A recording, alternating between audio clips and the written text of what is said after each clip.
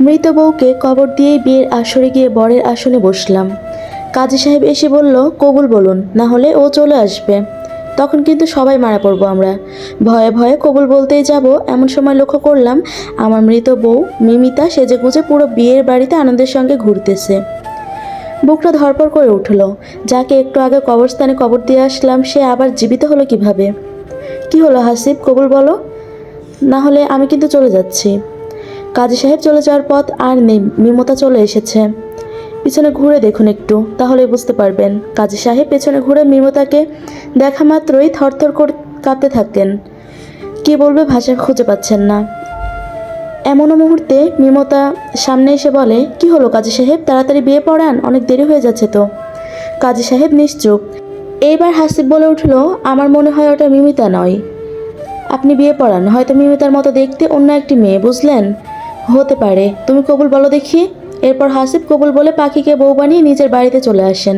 বাড়িতে আসা মাত্রই পাখি বলে ওঠে, হাসিব একটা কথা বলতাম। বলো। তোমার মিমতা নামের বোনটা খুবই ফাজিল, বিয়ে বাড়িতে অনেক জ্বালিয়েছে। মিমতা? হ্যাঁ মিমতা। জানো মেয়েটা কি বলেছে আমাকে? বলতেছে, পাখি আপু, হাসিব ভাইয়া কিন্তু আমার স্বামী হয়, ওরে আমি বিয়ে করেছি। বলেই হা হা হা হা করে হাসতে থাকে। প্রথমে বিশ্বাসই করেছিলাম, কিন্তু পরে আবার বলতেছে ফাজলামি করছি। মেয়েটা বেশ অদ্ভুত। পাখির মুখে মিমতার কথা শুনে হাসিব থ হয়ে দাঁড়িয়ে আছে, কি বলবে উত্তর জানা নেই। ওই চুপ হলে কেন, কিছু বলো। পাখি, আজ এসব কথা না বলি, আজকে আমাদের বাসর রাত, সেটা উপভোগ করি। হ্যাঁ ঠিক আছে। এই বলে যখন হাসিব এবং পাখি ভালোবাসা বিনিময় করতে যাবে এমন মুহূর্তে হঠাৎ দরজায় ঠকঠক শব্দ। বাহির থেকে হাসিব বলে উঠল, বাহিরে কে? সুন্দর একটি কণ্ঠ ভেসে আসে, আমি মিমতা, চিনছ? আমাকে দরজা খুলে বাহিরে আসো।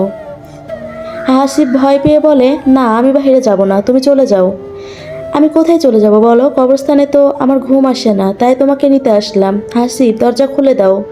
এবার পাখি রাগান্বিত হয়ে নিজে এসে দরজা খুলে বলতে থাকে, সমস্যা কি তোমার? হ্যাঁ, বিয়েটা হয়েছে থেকে জ্বালাইতেছো, পারিবারিক শিক্ষাটুকু নেই নাকি?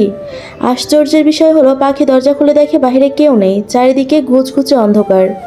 এরপরে পাখি দরজা বন্ধ করা মাত্রই দেখতে পাই মিমতা রুমের ভেতরে। পাখি ভয় পেয়ে ওঠে, এই মেয়ে তুমি কখন রুমের ভিতরে ঢুকলে? দরজা দিয়ে তো আসতে দেখলাম না। আমি ভূত বলে আবারও হাসতে থাকে। নাটক বন্ধ করো, তোমার সমস্যা কি সেইটা আগে বলো। ভাবি, আমার বাড়ি একটু দূরে, দেখুন না, হাসিব ভাইয়া আমাকে বাড়িতে না দিয়ে এসেই বাসর ঘরে ঢুকে পড়েছে, দয়া করে আমাকে বাড়িতে পৌঁছে আসতে বলুন, বাড়িতে সবাই অপেক্ষা করতেছে। হাসিব নিশ্চুপ হয়ে আছে ভয়ে। পাখি হাসিবের কাছে এসে বলতে লাগলো, যাও তো, এই আপদটাকে আগে বিদায় করে আসো, তারপর বাসর করব। হাসিব যেতে নারাজ। না আমি যাব না, তুমি ওরে নিজে চলে যেতে বলো। একা কিভাবে যাবে, তুমি যাও, রেখে আসো, আমি অপেক্ষায় আছি। এরপর পাখির কথা শুনে এক প্রকার বাধ্য হয়ে হাসিব মিমতাকে নিয়ে বাহিরে চলে আসেন। বাহিরে আসা মাত্রই মিমতা বলে ওঠে, এভাবে মারতে পারলে আমাকে হাসিব? আমি তোমার বউ ছিলাম, সামান্য কিছু অর্থের জন্য মেরে ফেললে আমায়? আমাকে মাফ করে দাও মিমতা, আমি আসলে। বলতেই মিমতা বলে উঠল, চুপ, একদম চুপ। তুই যে কাজের কথা শুনে আমাকে শেষ করেছিস, সেই কাজই তোকে ঠকিয়েছে। যে মেয়েটাকে তুই পাখি পাখি করে রাখতেছিস সে আসলে সত্যিকারের পাখি নয়, ও হচ্ছে একটা নরখাদক মহিলা। তোর সঙ্গে সহবাস করলেই ফিরে পাবে তার হারানো শক্তি, হারানো রূপ, যৌবন। মানে? কিছু না, চুপচাপ আমার সঙ্গে কবরস্থানে চল, তুই ওখানেই থাকবি, বুঝলি?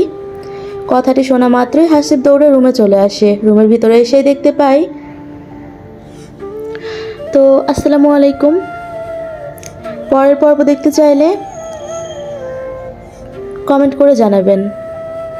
পরবর্তী পর্ব খুব শীঘ্রই পোস্ট করা হবে।